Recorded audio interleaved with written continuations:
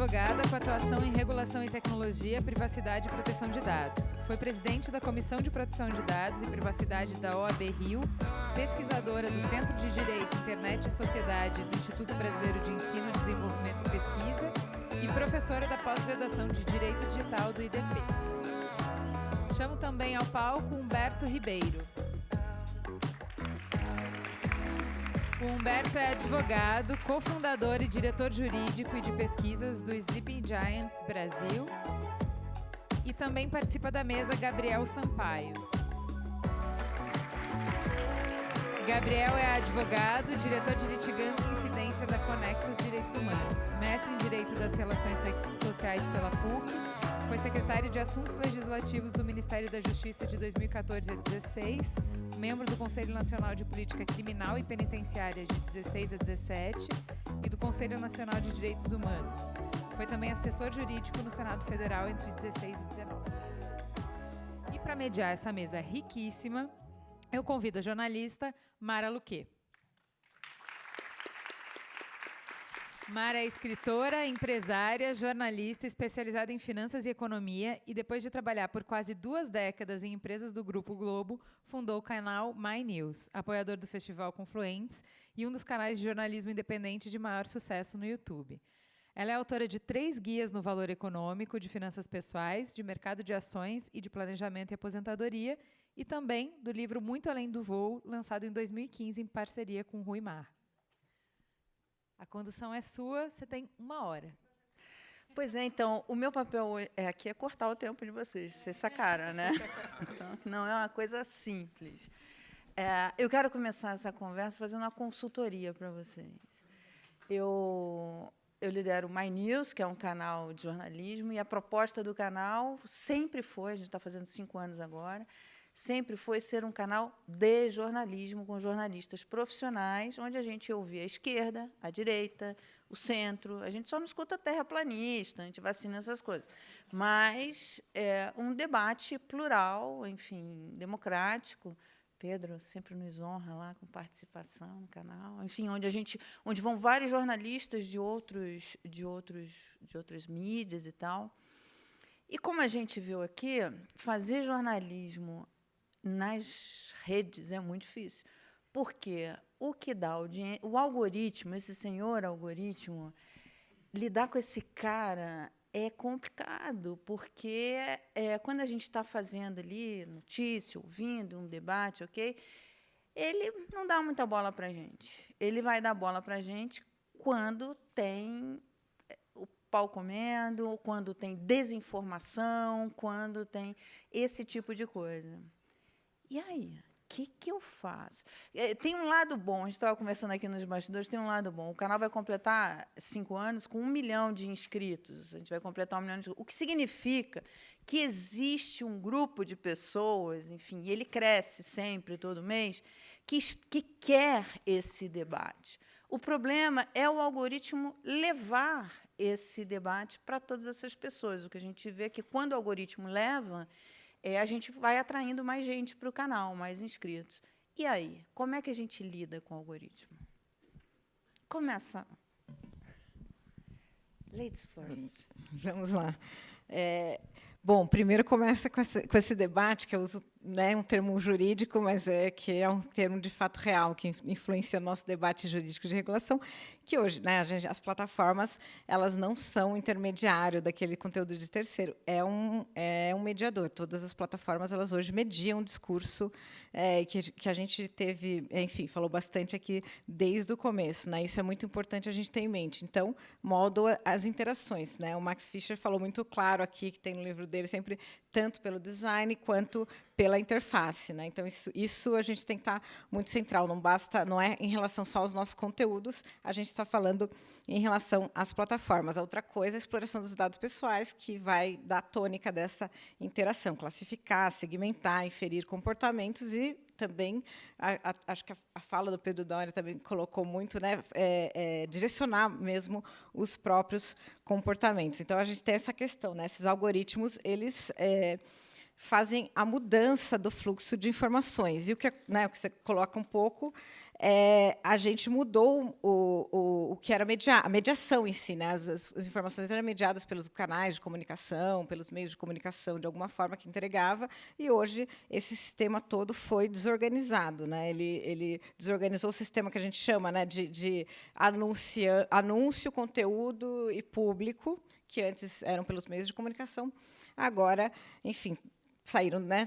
Quem tem controle são essas redes sociais. Então, o que a gente tem que fazer aí para reorganizar esses sistemas de comunicação aí que hoje buscam a personalização dos conteúdos, e, em especial, aquilo que mais vai, enfim, gerar aquele tráfego que é justamente esses conteúdos mais extremos e mais difíceis. Eu acho que a gente pode conversar um pouco mais, mas aqui, quando na primeira conversa foi falado, eventualmente, nem os programadores sabem sobre os algoritmos. Eu brinquei aí na hora aqui, nem falei bom dia, boa tarde, respondendo aqui, que eu só tenho amigos aqui, aqui, e a gente brincou, é um prazer sempre estar com vocês e com vocês aqui, né?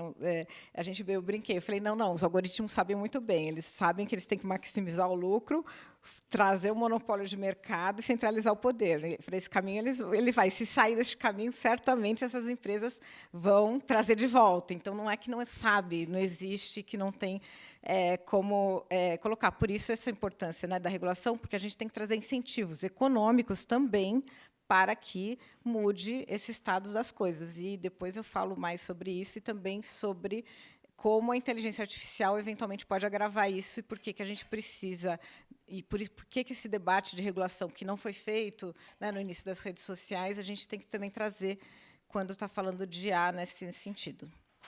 Isso que a Estela falou é muito interessante, porque esse ecossistema, esse incentivo econômico, ele não existe. O jornalismo sente muito isso, porque, para a gente, por exemplo, o My News, a gente conta, a Open Society, que ajuda aqui o Confluentes, também participa do MDIF, que agora faz parte do capital do canal também. E eles nos dão um suporte, principalmente de estrutura administrativa, enfim, e consultoria assim, muito importante, que a gente não teria condições de fazer se não tivesse dinheiro. Porque esse ecossistema econômico ainda não é percebido, por exemplo, porque as marcas ainda privilegiam canais que acabam alimentando esse algoritmo. Primeiro, boa tarde, né? A gente não deu boa tarde, nem eu nem Estela, só os meninos dão boa tarde. Mas aí Estela deixou a deixa, né, para eu ser educado. Obrigado por ter deixado. Mas, primeiro, boa tarde, então. Obrigado também pelo Confluentes por organizar esse espaço e a possibilidade de a gente fazer essas discussões. Mas, Mara, eu tenho a sensação de que a gente primeiro precisa partir de um ponto que a Estela acabou trazendo também, que é o fato de que nós estamos falando de alguns monopólios, né? Nós estamos falando, na verdade, e o Max Fischer falou um pouco sobre isso também, sobre essas serem as maiores empresas do planeta Terra, né? Mas eu acho que a gente precisa colocar ainda mais um passo adiante nessa questão e entender que, na verdade, estes são os maiores monopólios de comunicação da história humana.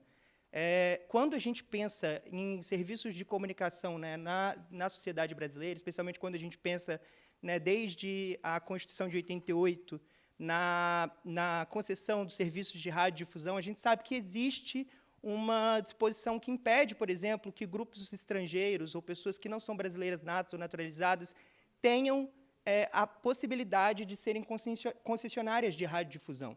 E isso parte muito de uma compreensão de que a gestão da informação e da comunicação é uma gestão importante e que tem alguma ligação, inclusive, com aquilo que se chama, né, de segurança nacional, né? E quando a gente fala desses monopólios, né, que são os maiores monopólios de comunicação da história humana e que passaram a ditar um pouco a forma como o jornalismo funciona, a gente precisa também entender que esses grupos econômicos eles subverteram um pouco a ordem econômica que funciona para o jornalismo e colocaram o jornalismo numa posição de subserviência e de dependência dessas empresas.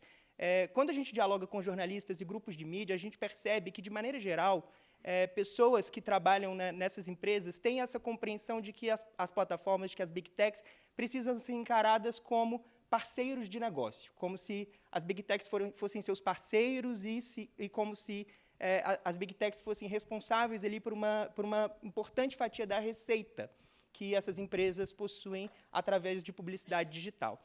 No entanto, o que, às vezes, desaparece e que a gente não consegue perceber é que, na verdade, essas empresas elas destruíram o modelo de negócio do jornalismo. Elas não são parceiras econômicas do jornalismo, elas são as maiores competidoras do jornalismo.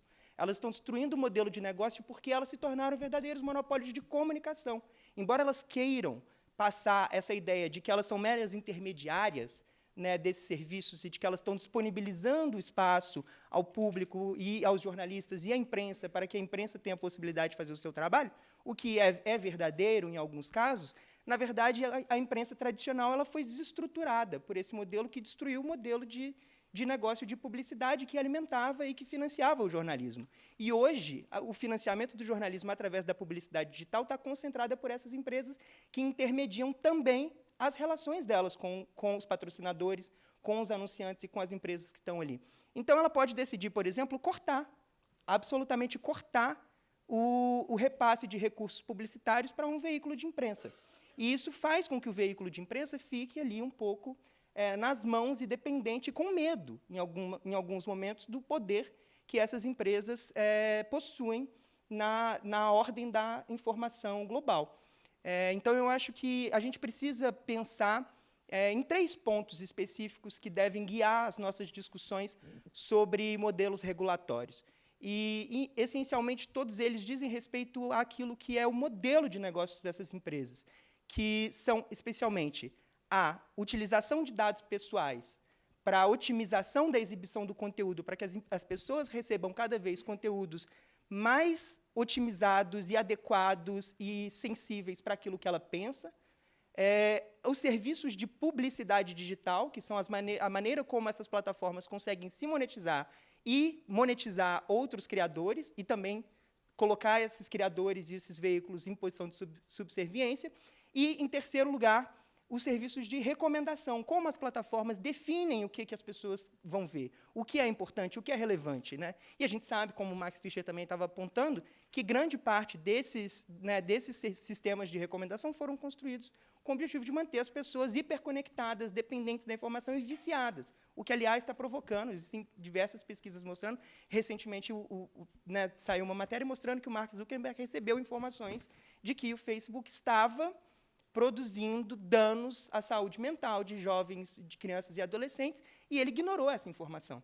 Então, ainda existe o fato de que esses algoritmos são criados e construídos com o objetivo de manter as pessoas hiperconectadas e dependentes, e as plataformas, sabendo disso, preferem não fazer nada, porque isso é a base, é o pilar do modelo de negócios dela. Quanto mais tempo as pessoas estiverem conectadas e online, mais espaços publicitários elas possuem para vender. Então, eu acho que a gente precisa começar a discussão pensando sobre o modelo de negócio e a forma como eles impactam a saúde do jornalismo, a saúde mental das pessoas e a segurança dos dados, a segurança das informações das pessoas que utilizam essas plataformas. Isso que você falou, eu acho que tem um ponto-chave, é a questão da distribuição. Porque, veja bem, o jornalismo, a gente tinha, antigamente, não precisa ir muito longe, mas no passado seria inviável um canal como o Meio, um canal como o My News, um canal como o Jota, um canal como o Poder 360, que são canais de jornalismo seríssimos.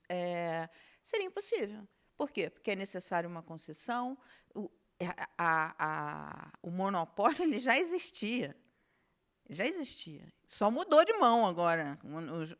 Quem são os donos agora são outros, mas ele já existia. E eu acho que isso é um ponto que deve ser muito bem estudado e avaliado na regulamentação, para que a gente não volte ao anterior, porque o fato é que hoje você tem canais independentes de jornalismo muito bons, entende? Então, feito por jornalistas profissionais.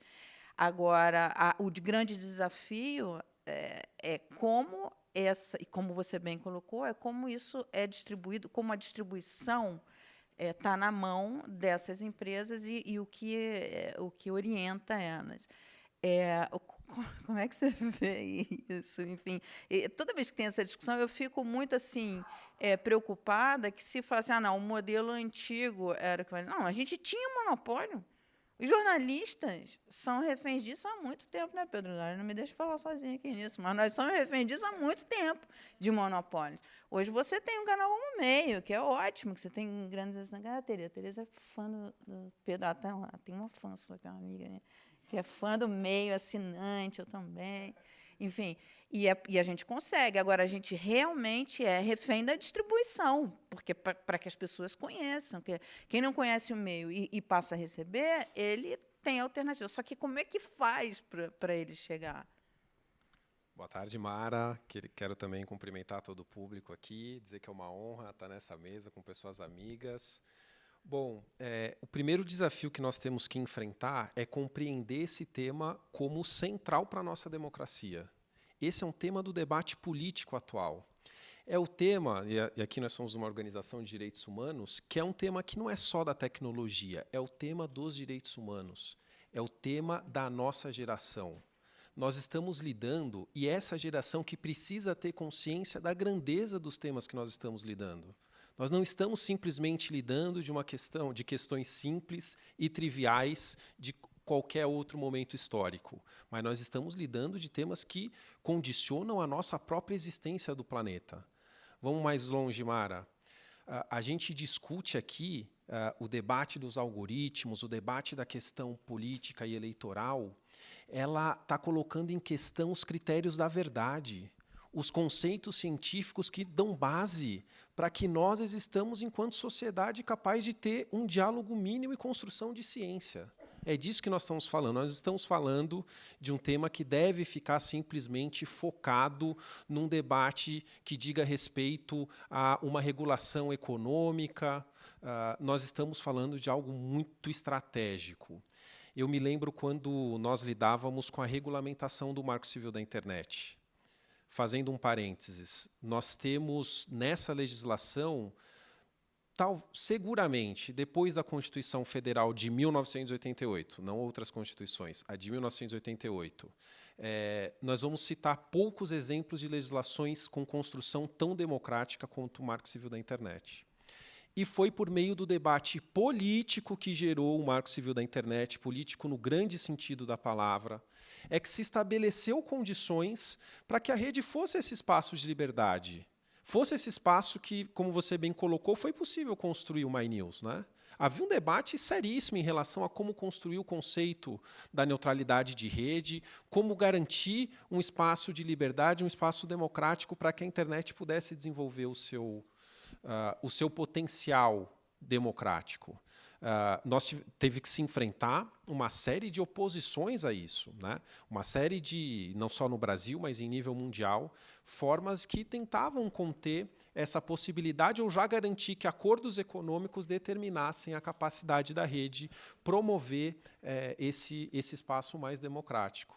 Essa é a primeira parte da discussão. A segunda parte e isso é um debate que moveu o atual estágio do nosso Estado democrático de direito, é conseguir incorporar nesse debate elementos que são fundamentais para a nossa sociedade, como a proteção dos direitos humanos, como a garantia do respeito aos avanços científicos, ao respeito da alteridade e a construção de um espaço para um projeto de país e de nação com mais acesso à cultura, com mais acesso a políticas públicas e etc. Não sei se eu respondi, mas vou tentar.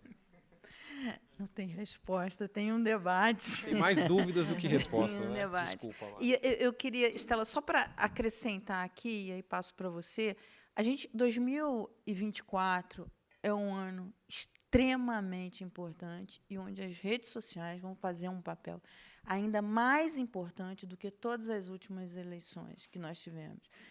Porque eleição municipal, a gente deu a gente tem feito uma cobertura de segurança pública, e vários especialistas dizem o seguinte: os grupos armados, para os grupos armados, milícia, tráfico, as eleições mais importantes são as eleições municipais. E as próximas eleições são extremamente importantes, porque não é que eles apoiem candidatos, eles são os candidatos. Então, isso vai ser algo extremamente relevante. A gente teve uma reunião com o ministro lá no Rio, enfim, tocando, falando e com alguns empresários e mostrando o Rio é um case nesse sentido, né? Pois é, voltar um pouquinho no debate, quando você fala, a gente não pode perder essa ideia da democracia. E nenhuma proposta de regulação de redes, ela toca, mexe no ponto central, que a gente está falando do Marco Civil, que é muito importante, que é o que é chamado a neutralidade da rede, que a rede social vai entregar o conteúdo de forma igual. Porque, na época, queriam entregar vídeos, diminuir a velocidade para que os vídeos de vocês não chegassem. Eu também acompanho teu canal, sou assinante do meio, sempre vejo. Mas, assim, o que a gente está tocando no problema realmente é da distribuição, né? Que é esse debate das redes sociais. E aí eu queria trazer, assim, quando eu falei de IA, e depois eu vou nas eleições, quando eu estou falando de inteligência artificial, que é outro debate que eu estou colocando, ela também toca nisso, porque o que nós estamos vendo, né, de evolução nisso, em relação à entrega de conteúdo, cada vez mais você se concentra conteúdo. Eu vou dar um exemplo muito usado, a gente usa um pouco menos aqui no Brasil, mas nos Estados Unidos, muito comandos de voz. Então, o comando de voz, normalmente, e toda IA, mesmo não sendo de voz, né, ela quer se assemelhar mais a uma conversa humana, te entregar para você fazer uma interação e achar, né, que está com o humano. Então, né, quando você vai fazer uma busca, em geral, você tem vários resultados, vai escolher o resultado que você vai olhar, vai escolher, sei lá, a gente está falando desde música da playlist, filmes que você quer recomendação, restaurante, como uma pesquisa de uma matéria jornalística. Então, a IA de voz, ela não vai dar 5 opções, ela vai dizer, qual é o melhor restaurante? Aqui é o tal, ela vai dar uma opção. Então, vai concentrar. Como a IA, quando você vai fazer uma pesquisa nos buscadores, né, quando você vê esses mecanismos que já estão em teste das próprias redes sociais, elas não vão entregar um feed que tem vários links e você vai escolher a fonte que você vai entrar. Ela vai te entregar um texto pronto, né? Algumas sem a fonte, outras, por exemplo, o Google tem uma que no final, no rodapé, ela dá a fonte daquele texto, mas você vai ler o texto feito pela IA pelo Google. E até na academia as pessoas não vão muito na nota de rodapé, imagine na busca do Google, entendeu? Então, isso o que significa? Menos tráfego a todos os criadores de conteúdo, inclusive do jornalismo. As pessoas vão ter lá a resposta pronta, ela não vai entrar na tua página. E aí, essa coisa, né? E aí, como que você vai continuar remunerando todos os criadores de conteúdo se os tráfegos nas páginas cada vez vai ser menor? Porque você vai ter lá entregue a receita pronta, já está.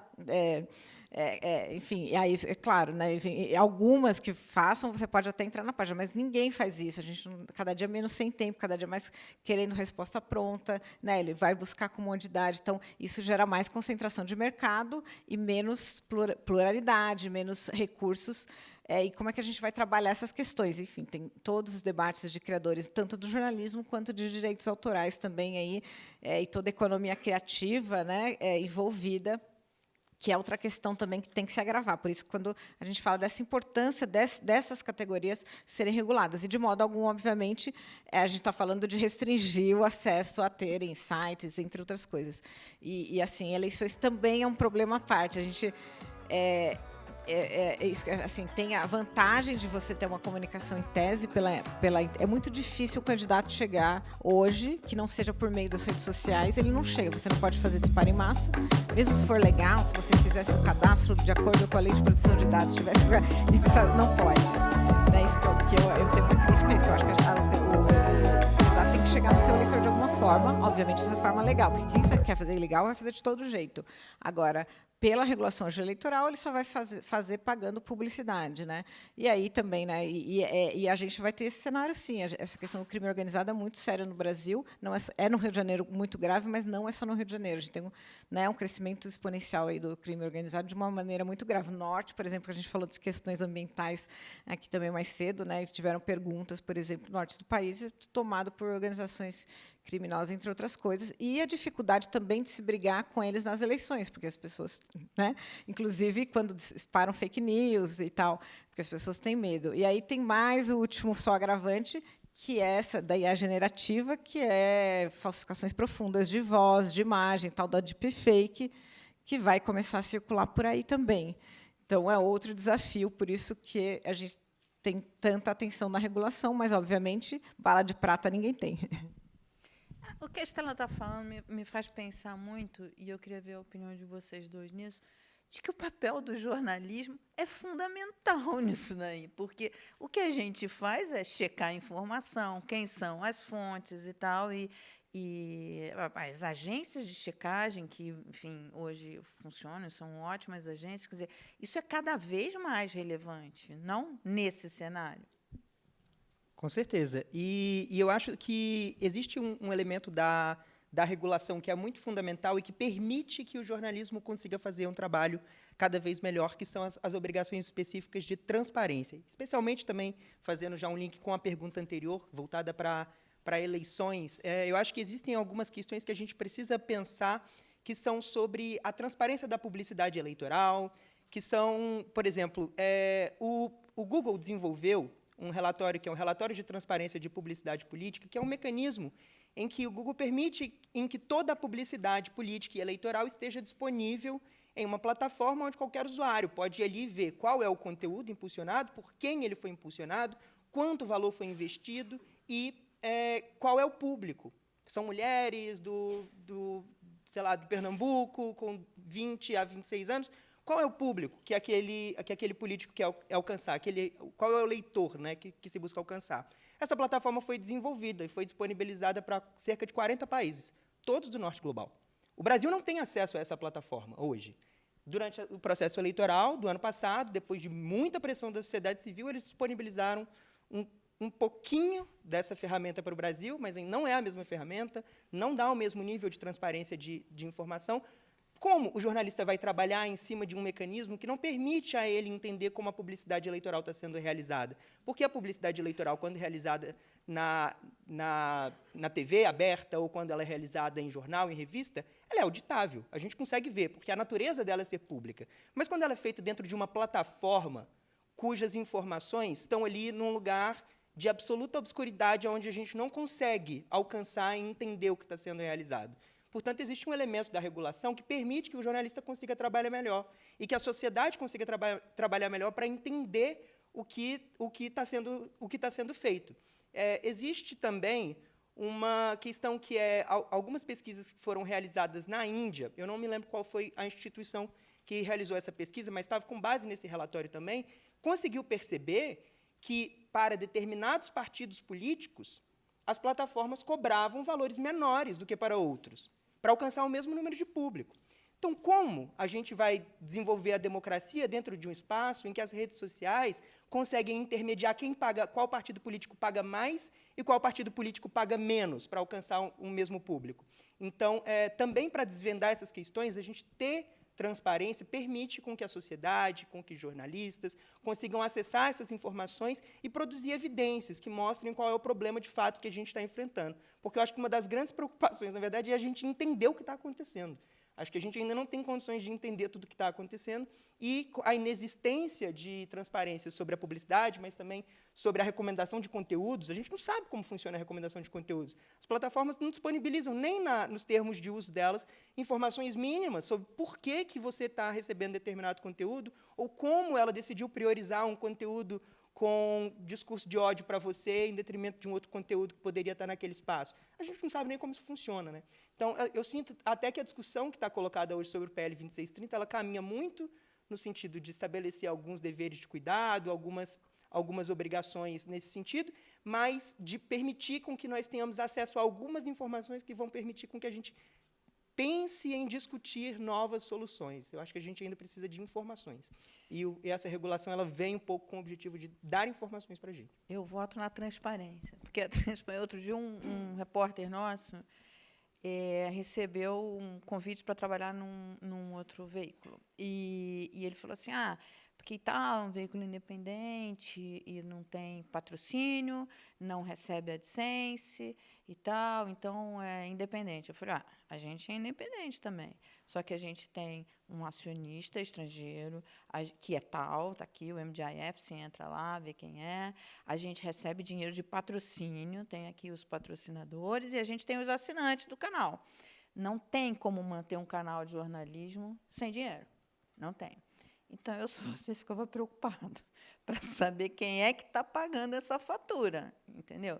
a transparência ela resolve isso. Quer dizer, e, de fato, as Big Techs não dão nenhuma... A gente não tem acesso nem a quem são os assinantes, ao perfil dos... Assim, o perfil não, o nome, endereço, tal. Eles são assinantes, eles pagam mensalmente para o canal, mas ela não nos dá acesso. Ela repassa a coisa, mas ela não nos dá acesso a quem é essa pessoa. A gente gamificou o canal para, na gamificação do canal, tentar começar a ter um relacionamento mais direto com isso. Saber quem é, né? Porque ela não dá isso.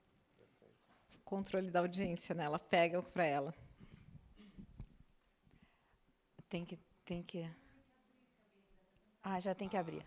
Ah, tá. Então, só você encerra e a gente abre, tá, gente? Vamos fazer aqui uma... Não, um rápido pitaco. Acho que algumas coisas a experiência histórica demonstra que são fundamentais, né? Então, a gente fazer o debate sobre regulação pensando nessa ideia de regulação multissetorial, nós não estamos falando do Estado intervir, né? Nós estamos falando de um debate multissetorial que respeite as construções da sociedade civil, dos diversos agentes envolvidos e que tenha uma pauta democrática, que tenha uma pauta de conteúdo. De responsabilidade, de direitos humanos. Porque a história nos demonstra isso. Todo o poder tende ao arbítrio, né? O arbítrio, ao abuso, né? A gente pode falar isso em relação ao Estado e a gente pode falar em relação a outras áreas. Na área econômica, a mesma coisa. Nós estamos falando de big techs, de setores que estão acumulando um poderio econômico, né, em que vai sempre ser colocado em questão, como o Humberto bem colocou aqui, a possibilidade de ter maior lucro. Então, nós estamos diante de um desafio para a nossa sociedade, que é construir regulação, sim, democrática, multissetorial, da forma como nós conseguimos estabelecer um debate capaz de impulsionar, né, os valores que nós queremos cultuar enquanto humanidade, buscando elementos que nos conduzam a um projeto de humanidade, né? Então, é fundamental estabelecer esses critérios. Transparência é assim, um ponto de partida que não dá para se abrir mão, mas conseguir chegar a um consenso em relação a essa necessidade. Nós não podemos transferir o debate nem para um Estado autoritário e nem para grupos econômicos extremamente poderosos da forma como nós temos hoje. Nós precisamos construir uma tecnologia social para um debate multissetorial capaz de apontar para toda a sociedade um caminho de desenvolvimento que seja respeitador de direitos humanos, né, que tenha um grau de ética capaz de enfrentar os grandes desafios da humanidade. Quero fazer a minha propaganda aqui, de enfrentar o racismo, de enfrentar as desigualdades, a fome, a pobreza e outras tantas mazelas, né, que fazem de nós sempre lutadores pelo desenvolvimento da luta dos direitos humanos no Brasil. Perguntas.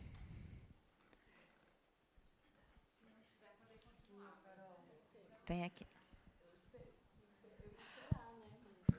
Pô, Winnie, você é mangueirense, eu sou portelense. É isso.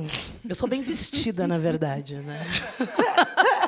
Vou fazer a propaganda aqui da amiga Isa Isaac Silva. Brands. Não, assim, uma pergunta rápida, na verdade, e que vem das minhas inquietações, assim, né? Estamos aí falando de Big Tech, de regulação, de política pública, de cultura, e me incomoda da gente... Cadê o racismo algoritmo nessa parada, assim? Porque a gente não tem regulação e a gente tem uma internet que se alimenta basicamente de discurso de ódio e que plataformas como o Facebook, como o Twitter, como que agora é X, como o TikTok, como, enfim, várias dessas Discord, Twitch, várias dessas plataformas, elas funcionam basicamente a partir dessas dinâmicas, né? Então, você não tira discursos extremistas, não tira discursos racistas dos comentários, porque esses discursos se retroalimentam, né? O hater chama mais hater, e isso vai gerando, enfim, lucro, né? É por isso que a gente sabe disso, é por isso que não se regula. E aí eu queria ouvir um pouco de você sobre isso, sobretudo da Estela também, né? Pensando que você tem pensado em termos de política pública efetiva, de combate à violência, né, dentro dessas plataformas, né? Porque o que a gente vê, eu mesma já fui vítima de discurso de ódio em rede social, é que não se faz nada, né? Você tem uma SaferNet, você tem uma série de coisas, uma série de mecanismos de denúncia, mas você denuncia e depois você sequer consegue acompanhar o que acontece com essa denúncia, né? E aí queria ouvir um pouco de vocês, o que vocês têm acompanhado a respeito desse debate e o que é possível a gente pensar, né, enquanto aqui nessa coletividade, de solução para isso, né? Porque a própria internet tem educado crianças, vocês devem ter acompanhado aí o que aconteceu com os meninos, né, que manipularam as imagens das colegas e que um menino disse com todas as letras: eu tenho certeza que não vai acontecer nada comigo porque eu sou um homem branco. Assim, com 15 anos, né? Então, queria também ouvir um pouco sobre isso, assim, né, dentro dessa dinâmica da regulação e das políticas públicas, o que a gente tem proposto. Estela, está contigo. Esse caso, ele é o mais recente e ele foi muito chocante. A declaração desse menino é muito chocante. Então, esse caso, especialmente, eu também comentei, não só esse, eu acho assim, a primeira coisa, Winnie, quando você falava aqui, eu pensei em várias interações aqui, né? Eu que acompanho o meu trabalho lá em relação a crimes na internet, as pessoas não acham que crimes na internet são crimes graves. Eu não sei se vocês viram nessa matéria do Fantástico, a mãe falava, eu fui procurar a escola e falaram: mas isso é uma montagem, está tudo bem, como se isso não fosse um conteúdo que vai trazer um dano para a vida dessas meninas para sempre, como qualquer revenge porn, né? Que, assim,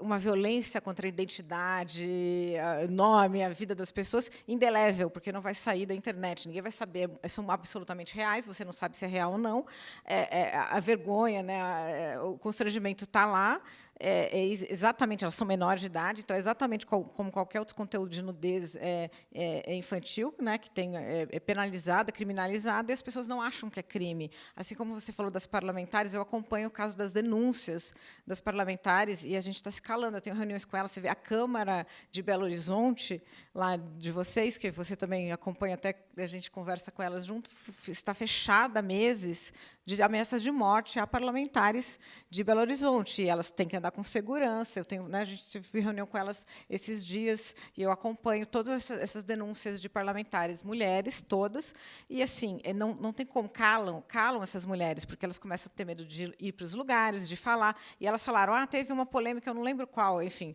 Mas aí eu ia, né, criticar, mas eu pensei, mas isso vai atrair mais hater, e elas estão com segurança.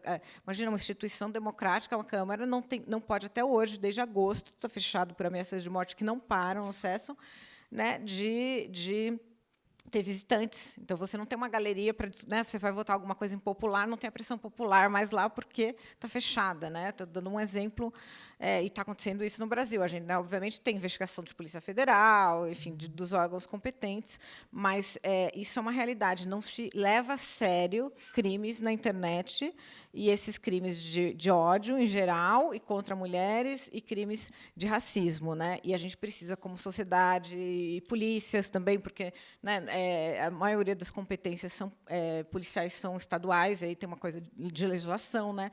Se tiver menor envolvido, é estadual, porque vara de criança e adolescente é estadual, tal. Assim, é muito difícil para o sistema judiciário, sistema de polícia, de justiça, nem a escola achou grave. Então, assim, a gente primeiro conscientizar da gravidade, né, que esses crimes têm na internet, porque as consequências para a vida da vítima são, né, para valer. Então, isso é muito central. E a outra questão que você comentou sobre o racismo algorítmico, né, que é uma questão importante. Eu entrei agora. A ONU fez um High Level Advisory Board, lá um comitê consultivo para tentar fazer alguma discussão sobre regulação de inteligência artificial. Nós somos 38 pessoas no mundo inteiro, tem 4 pessoas na América Latina e Caribe, e eu estou participando dessas discussões que tomam um tempo imenso, assim, tem 3, 4 reuniões. E aí, lendo, né, um dos riscos, que é a discriminação algorítmica, né, que é a minha dissertação e tudo, que é um tema que me atrai. E, assim, quanto as IAs estão se desenvolvendo, e o sistema que a gente chama scrap first, ask later, né? O scrap no sentido que eles pegam todo o material da internet e aí depois você faz a pergunta. Muitas bases de dados ilegais, mas principalmente também dados de baixa qualidade que trazem todos esses vieses de discurso de ódio, de racismo, entre outras coisas. E aí, sim, se a indústria falou, não, eu, ao invés de cuidar da curadoria da qualidade, vou aumentar os dados que eu vou melhorando os meus algoritmos. Então, aquele compromisso inabalável, né, da indústria com a escabilidade, achando que a escabilidade vai resolver esse problema, não resolveu. Todos os testes das versões posteriores com mais dados piora a discriminação, o racismo, o algoritmo, a discriminação de imagem, o discurso de ódio, a desumanização racial, é um negócio assim. Então, a gente não está melhorando qualquer... Assim, a gente passa... Essa escabilidade, sem essa curadoria, sem essa atenção, passa longe de qualquer equidade, não discriminação, e, principalmente, as mudanças sistêmicas eficazes que a gente precisa ter nas redes sociais e tal, para tentar prevenir esse tipo de crime, porque, na verdade, eles não são prevenidos hoje. Então, tem a prevenção tanto das redes, do dever de cuidado, de você, né, de não ter racismo ao algoritmo, de você não deixar esses conteúdos circularem, de você penalizar, retirar, e a responsabilização criminal, né? E aí todo mundo precisa levar muito a sério esses crimes de internet. Eles têm impacto na vida real idêntico, ou às vezes pior, porque em escala, é organizado e tal. E é muito grave, paralisa o debate democrático político, porque a gente está calando, por exemplo, parlamentares, né? É muito grave. E aí a gente precisa também dessa mobilização aí de toda a sociedade, dessa compreensão. É muito grave, principalmente que você vê uma escola da elite econômica que não acha isso grave, e o aluno dizendo, não vai acontecer nada comigo. Quer dizer, esse aluno tem um pai e mãe. Se eu falasse isso em casa, minha mãe acabava comigo, porque não tinha conversa. Cadê os pais desse menino? Por que esse menino está falando isso? Entende? Isso, eu acho que essa discussão é muito complicada. Sim, Mara, tem uma questão que acho que é como a sociedade lida com o racismo, né? E aí a questão algorítmica potencializa. Mas o Brasil é o país em que o Estado, quando escolhe as vítimas, 80% delas são negras. Das pessoas que morrem, 75% são negras. O que o menino está falando, assim, se ele olhasse a 10, a 20, a 50, a 100, 200 anos atrás, ele ia ver o mesmo dado. Ele está revelando o que nós somos como sociedade. E o quanto a luta antirracista ela é prioritária em todos os campos, né? Então, ele está espelhando a constatação do que é a nossa sociedade. Claro, ele tem que ser repreendido pelos pais. Agora, nós, enquanto sociedade, precisamos dar uma resposta para além da criminalização deles, que é a nossa sociedade tem um projeto para incluir as pessoas negras e tratar as pessoas negras com a mesma dignidade que esse menino reivindica para si.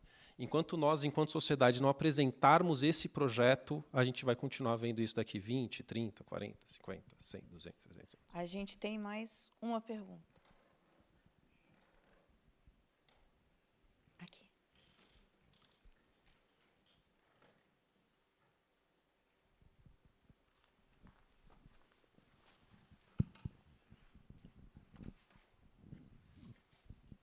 Oi, pessoal, boa tarde. Meu nome é Thais Lazeri, sou jornalista e fundadora da Fala. Eu queria trazer outra inquietação, né, que é para a gente falar um pouco sobre a justiça climática. A Daniele ela perguntou sobre clima e desinformação, e eu queria aproveitar essa chance para jogar isso para vocês também. Como o Humberto disse, no Brasil, as Big Techs não seguem as mesmas regras que em outros países. Então, por exemplo, hoje a gente não consegue saber quanto que é gasto com desinformação e greenwashing nas plataformas, enquanto em outros países é permitido. A gente não pergunta para as plataformas por que anunciar negando o aquecimento global é proibido, mas vídeos que dizem que que favorecem o negacionismo climático, ou mesmo dizem explicitamente que mudança climática não existe, seguem sendo curtidos e compartilhados infinitamente.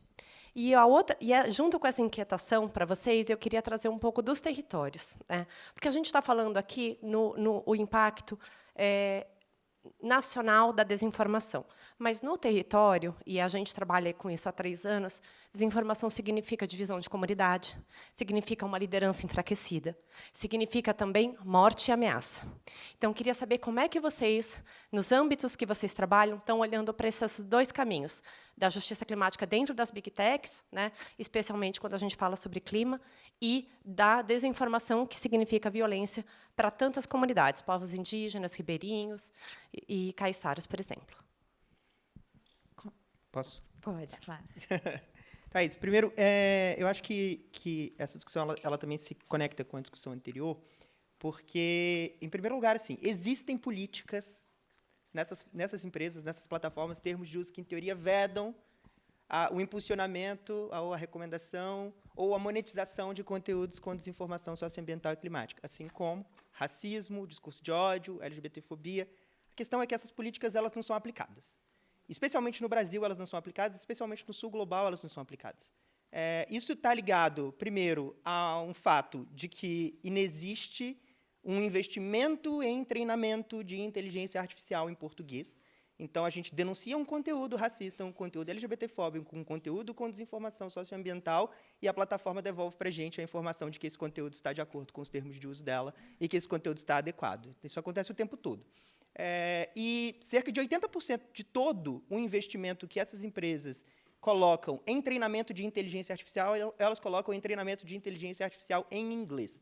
Então, os algoritmos delas estão treinados, em teoria, né, para conseguir identificar a disseminação dessas informações no inglês, mas quando a gente volta para o português, né, esses 20% aí estão distribuídos em, sei lá, mais de 500 idiomas, enfim, não sei quantos são. Então, eu acho que tem uma questão, primeiro, também de estabelecer uma obrigação de que as plataformas consigam e que elas precisem investir, né, nessa moderação de conteúdo e no treinamento desses sistemas para conseguir identificar. Mas aí tem um outro problema, que é como a nossa sociedade enxerga esses problemas, né? E aí, tanto no caso que a gente estava discutindo agora, existe, de fato, uma sociedade brasileira que é uma sociedade racista e que é uma sociedade que reproduz discursos racistas, e o mesmo se aplica a questões socioambientais, especialmente aos direitos humanos de grupos tradicionais que estão no território amazônico, por exemplo, né, grupos quilombolas, grupos indígenas, ribeirinhos, extrativistas, e que estão submetidos a esses discursos e que estão vendo essas informações e esses discursos de ódio se reproduzirem, serem normalizados, sem qualquer tipo de moderação aconteça. Então, essas informações elas são também utilizadas para treinar esses algoritmos e essa moderação que passa a replicar esses discursos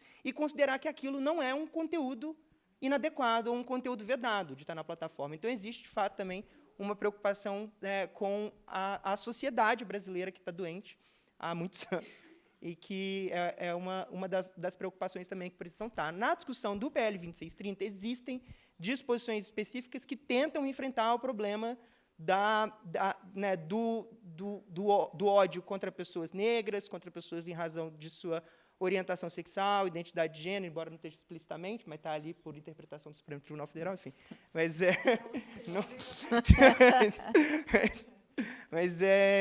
E várias outras questões, mas não tem uma disposição sobre, por exemplo, a crise socioambiental. E, especialmente porque não existe uma legislação, né, porque a estratégia foi pegar um pouco o que já existe de legislação e replicar ali dentro do PL 2630, mas não existe nenhuma disposição específica sobre isso. Então, também já deixando aqui para o governo. Você está falando, o DSC entrou em vigor suavemente, não teve nenhuma crise de liberdade de expressão, chilling effect e tal, lá na Europa.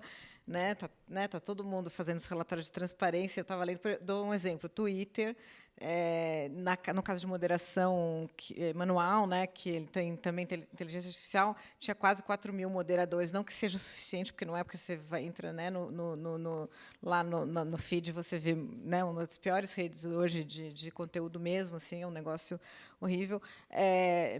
Quase 4 mil, 3.500, enfim, mais de 3.500 moderadores, 3.400 em língua inglesa, e, no segundo lugar, graças a alguma luta aqui, porque não foi fácil, mas absolutamente insuficiente. Língua portuguesa, 40 pessoas. E, por incrível que pareça, língua francesa, espanhol e outras línguas estão menos, mas porque teve uma pressão muito grande no início do ano em relação à questão de moderação do discurso mais de ódio radicalizado, o problema das escolas, né, que a gente teve nazismo, entre outras coisas, e tal. Mas é isso, né? Exatamente, a gente não tem moderação em português, nem treinamento em inteligência artificial, e aí não só para isso, como para tudo. Isso daí é outra questão também que a gente tem que tratar, mas também não tem nessa moderação de conteúdo, né? E não tem pessoalmente também, as empresas não têm né, contratação e para aplicar suas próprias políticas que existem de modo consistente, né? Porque as regras delas têm tudo isso, né? Tudo que a gente falou aqui, só que elas não aplicam e porque não investem, né? Quando eu falei de incentivo econômico,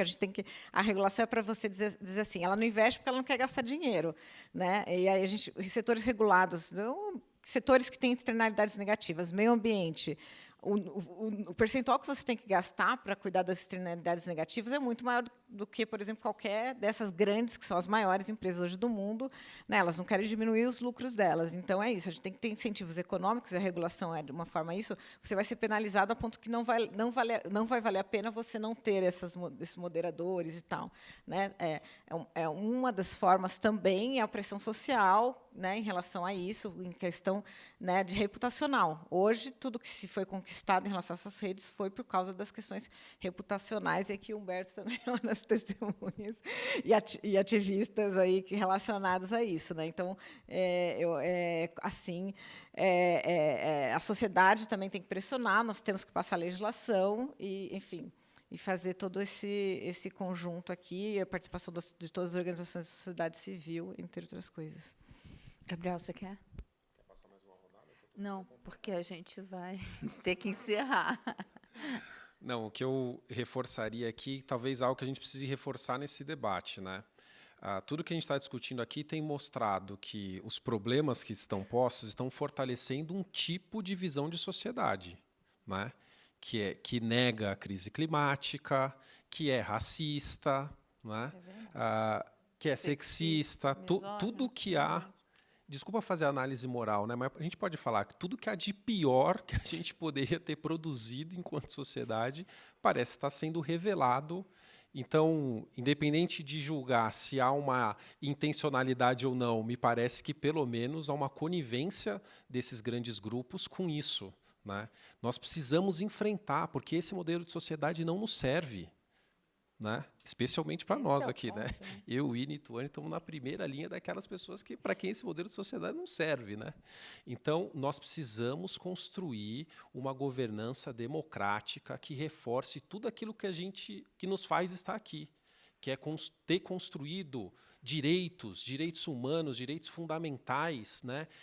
Critérios éticos, critérios que possam impulsionar um modelo de sociedade que respeite toda a nossa humanidade, que respeite tudo aquilo que a gente quer construir enquanto projeto de sociedade. Então, eu reforço, acho que como é a última fala, né, que isso interessa a todas as pessoas, independente da classe social, independente da posição social, né, ter um projeto de humanidade e que se confronta com aqueles que têm usado dessa janela que a tecnologia tem gerado para fortalecer uma visão de mundo que é extremamente predatória.